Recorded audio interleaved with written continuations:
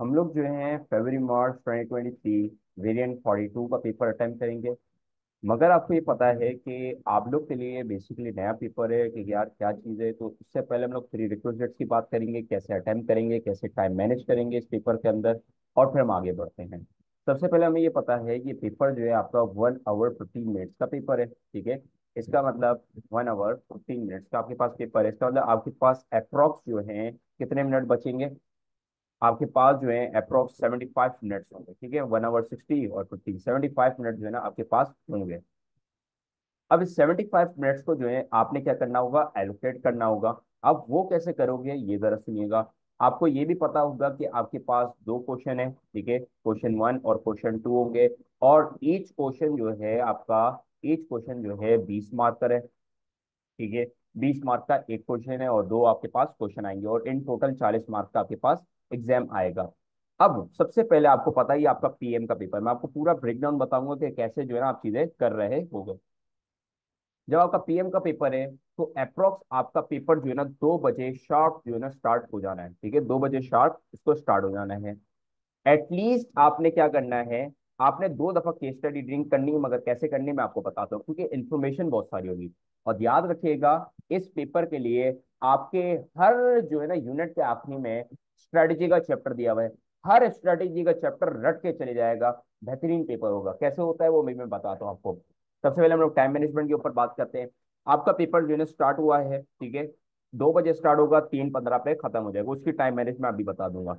2 बजे जैसे स्टार्ट होगा, आप 8 मिनट लगाएंगे केस स्टडी रीडिंग के लिए। किसके लिए? First reading of case study and planning question number 1। Planning का मतलब क्या, कि भाई मैं लिखूंगा क्या, मतलब कि बेसिकली मार्किंग स्कीम जो है ना आपने कहीं पे जो है ना ड्राफ्ट मार्किंग स्कीम, गंदी राइटिंग में मार्किंग स्कीम जल्दी से जो है ना बना ली है। पहले आपने केस स्टडी जल्दी से रीड करनी है। इसके बाद उसी 8 मिनट के अंदर आपने क्वेश्चन 1 की प्लानिंग भी कर लेनी है। अब आती है बारी अटेम्प्ट करने की। जब आप क्वेश्चन नंबर 1 अटेम्प्ट करेंगे तो एटलीस्ट 30 मिनट्स उसको प्रोवाइड कीजिएगा, क्योंकि आपने डिटेल्ड आंसर कंस्ट्रक्ट करना है। 20 मार्कर आपको ऐसे ही जो है ना उठा के नहीं दे देगा, उसके लिए थोड़ी मेहनत करनी पड़ेगी। तो आपने जो है ना 2 बज के 8 मिनट तक केस स्टडी रीडिंग खत्म हो जानी चाहिए, और इसके अलावा जो है ना प्लानिंग फॉर क्वेश्चन नंबर 1 मतलब मार्किंग स्कीम खत्म हो जानी चाहिए। 2 बज के 8 मिनट पे आप स्टार्ट कर दोगे लिखना। और अगर मैं 30 मिनट लगाऊं तो 2 बज के 38 मिनट्स के ऊपर आपका ये क्वेश्चन खत्म हो जाना चाहिए, जो कि अराउंड आपको प्रोवाइड कर रहे हैं हम लोग 30 मिनट्स। बहुत मिनट है आपके पास, अच्छा खासा कंटेंट लिख सकते हैं। अच्छा जी, इसके अलावा हम लोग बात करते हैं। अच्छा, ये जो है ना आपका राइटिंग टाइम फॉर क्वेश्चन 1। आपने क्वेश्चन नंबर 1 कर लिया। 2 बज के 38 मिनट है। अब आप क्या करेंगे, वापसी जो है ना केस स्टडी में जाएंगे और वापसी एक दफा रीड करेंगे केस स्टडी।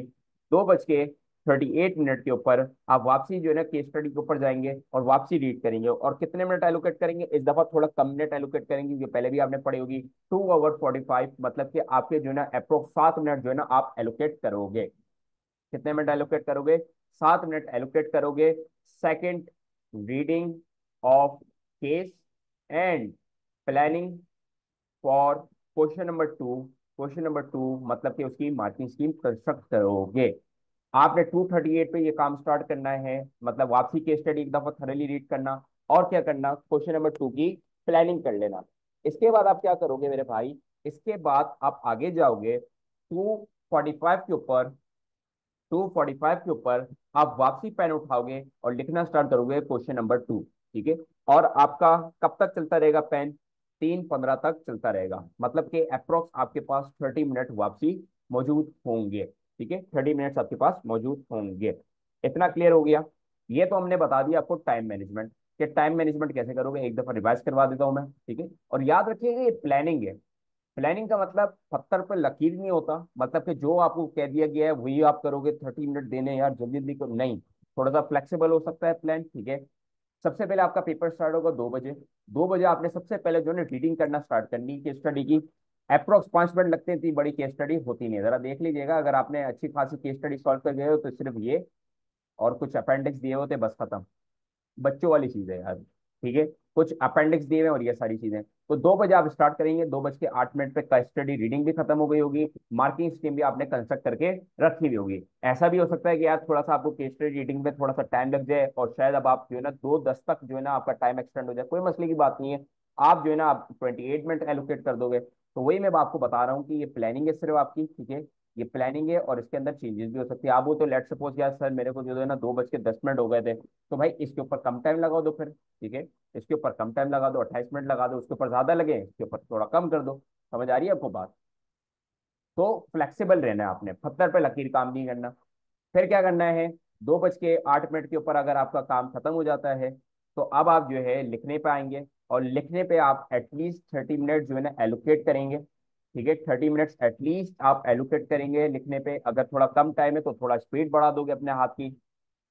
और ये 30 minutes writing for question number 1 है। फिर जाओगे केस स्टडी पे, जैसे 2:38 पे आपका खत्म हो क्वेश्चन नंबर 1, वापसी जाओगे आप, ठीक है। वापसी आप जो है ना केस स्टडी उठाओगे, वापसी थोरली रीड करोगे और प्लानिंग करोगे क्वेश्चन नंबर 2 में जो भी आपको क्वेश्चन दिया हुआ है उसकी मार्किंग स्कीम कैसे बनाओगे। और फिर आपके पास वापसी 30 मिनट्स है। इसके अंदर आपके 7 मिनट है आपके पास, ठीक है, प्लानिंग और आपकी रीडिंग के, और इसके अंदर 30 मिनट्स आपके पास। फिर ओवरऑल जो है ना आपका पेपर खत्म हो जाएगा ओवरऑल 3:15 के ऊपर। अब हम बात करते हैं कि भाई आपका जो है ना क्वेश्चन नंबर 20 मार्कर का क्वेश्चन अटेम्प्ट कैसे करते हैं। क्योंकि आपने हमें ये तो बताया हुआ है कि 8 मार्कर के अंदर एक इंट्रो पैराग्राफ और 2 पैराग्राफ है, ठीक है। इसके अलावा जो है ना 12 मार्कर के अंदर एक इंट्रो, 2 पैराग्राफ और फिर कंक्लूजन। मगर हम लोग जो है 20 मार्कर को कैसे अप्रोच करें? बड़ा आसान है, जरा देखिएगा। बड़ा आसान है, जरा देखिएगा। 20 मार्कर, 20 मार्क का ईच क्वेश्चन है आपके पास। उसको अटेम्प्ट कैसे करोगे? सबसे पहले आपके पास इंट्रोडक्टरी पैराग्राफ होगा, इंट्रोडक्शन पैराग्राफ होगा। इंट्रोडक्शन पैराग्राफ को कैसे डील करोगे? ये 20 मार्कर है, इसका मतलब थोड़ा ज्यादा लिखेंगे।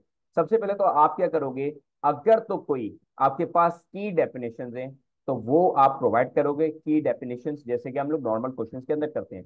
लेट सपोज वहां पे लिखा हुआ गया मार्केटिंग स्ट्रेटेजी, तो मार्केटिंग स्ट्रेटेजी को समझा देते हैं, ठीक है। मार्केटिंग स्ट्रेटेजी क्या होता है, या मार्केटिंग प्लान लिखा हुआ है, मार्केटिंग मिक्स लिखा हुआ है, कोई भी एक जो है ना आपको मिल गई है कोई की टर्म, तो उसको एक्सप्लेन कर देना।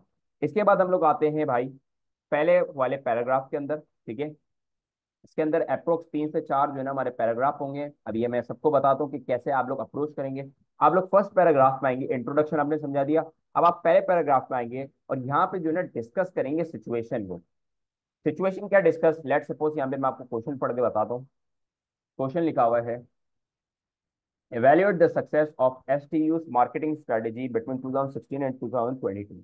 अब सबसे पहले जो है ना मैं थोड़ी सी बैकग्राउंड स्टोरीज को प्रोवाइड करूंगा कि अभी हो क्या रहा है, ठीक है। अभी किसने क्या करा है, आपका जो ओनर है वो क्या कर रहा है, अभी क्या चेंजेस आ रही है। इसी कॉन्टेक्स्ट से रिलेटेड थोड़ी सी मैं बैकग्राउंड स्टोरी सुनाऊंगा। अभी आपको लिखना भी सिखा दूंगा मैं, ठीक है। तो सबसे पहले आप क्या करोगे, डिस्कस करोगे।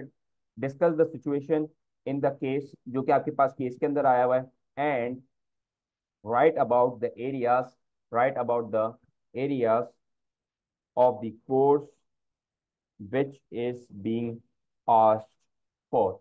इसके बाद आप जो है एटलीस्ट दूसरा, सेकंड पैराग्राफ और थर्ड पैराग्राफ बनाएंगे, जिसके अंदर हम लोग जो है ना एग्जामिनर से एग्री करते हैं, स्टेट करते हैं पॉइंट और सारी चीजें।